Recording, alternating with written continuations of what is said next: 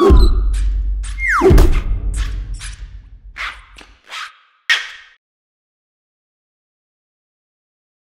everyone, welcome to another nighttime reading test for the Kobo Aura and the Kobo Aura H2O. My name is Michael. This is Peter.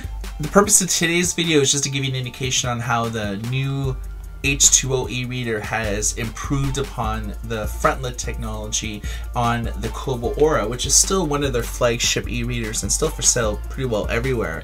So we have it maxed out right now, and what we're going to do is just show you the various degrees of illumination that allow you to customize it, whether you're in complete darkness or maybe just reading a shade by a tree in a park. Exactly. So we're just going to go down. Feel free to pause at any certain percentage. And the percentage is listed down below there.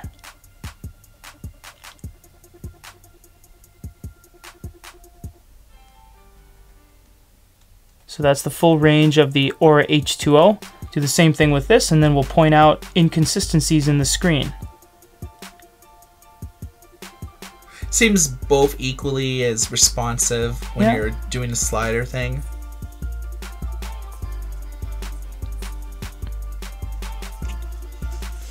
So now we're going to put them both at max, and we're just going to look at what we can see on these.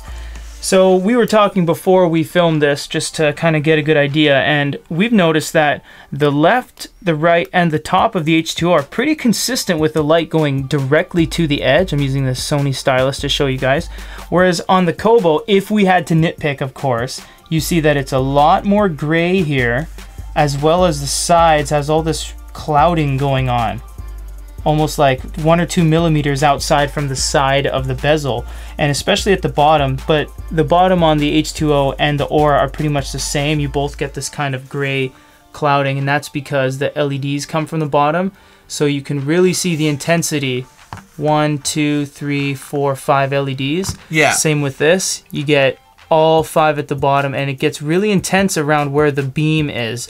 But of course, when you look at them, you're like, wow, this is a Glowlight e-reader, period. But if you had to assess it, go the extra mile and say, what are the inconsistencies, what are the shortcomings, that would be it. That there's a little bit of puffing around the sides, and the lights are a little too intense. Okay, what exactly is Glowlight technology? Well, with tablets, like say the iPad mini, that the light is emitting from behind the screen into your eyes. So it's okay when you're reading like a comic book or a magazine or an ebook when you're only reading for maybe like a few minutes or 10 or 15 minutes. But with an e-reader, the light's not emitting from behind the screen. It's LED lights on the bottom that are shining upwards. And so it's much easier to read for long term and not have the type of eye strain that you would see on your computer monitor, your smartphone, or your tablet. Exactly. And this is really why we like doing these nighttime reading tests, because you're not disturbing your partner, but you are able to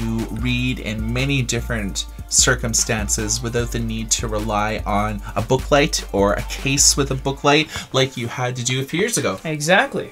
Okay, so this has been a quick nighttime reading test between the Kobo Aura 6-inch model capacitive touchscreen display against the Kobo Aura H2O 6.8-inch display and using NeoNode IR touch technology. For GoodEreader.com, my name is Michael. This is Peter. Everybody take care. What is in there? We have a SD card, micro, up to 32 gigabytes. We have status indicator light. This extra hole is for the latch, like so. And we have the micro USB port, which is utilized for charging the device and transferring data to and from the device to your computer.